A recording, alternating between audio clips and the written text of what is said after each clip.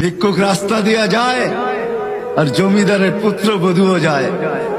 একজন সামনের থেকে আসতেছে, একজন সামনের দিকে যাইতেছে।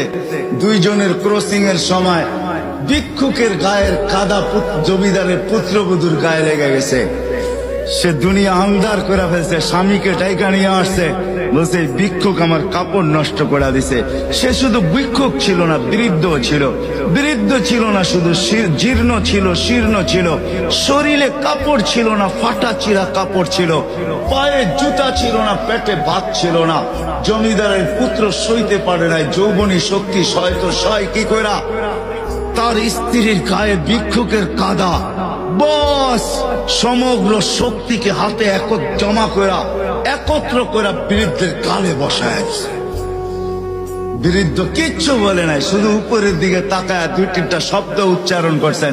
শব্দগুলা হলো ইয়া মাল্লাহ তারা হলো ওয়ুন, ও আল্লাহ চোখে দেখা যায় না, ও তারা কুল্লা শাই তুই সব দেখিস, ফারা তারা মা বি তুই কি দেখিস না আমার সাথে কি ঘটতেছে, এটা কি দেখিস না?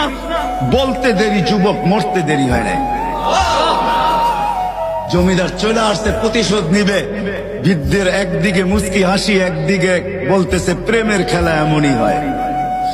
জিজ্ঞাসা করছে কিসের প্রেমের খেলা রে? বলছে ওর প্রেমিকার গায়ে আমার কাদা লাগছে, পায়ের কাদা লাগছে, ও সইতে পারে নাই, যৌবনী শক্তি দিয়ে আমার বৃদ্ধ গালে বসায় দিছে। আমাকেও একজন ভালোবাসে, সেও সইতে পারে না, সেও সইতে পারে না। ও তো থাপ্পড় দিয়া ক্ষান্ত, সে জান নিয়ে নিছে, জান।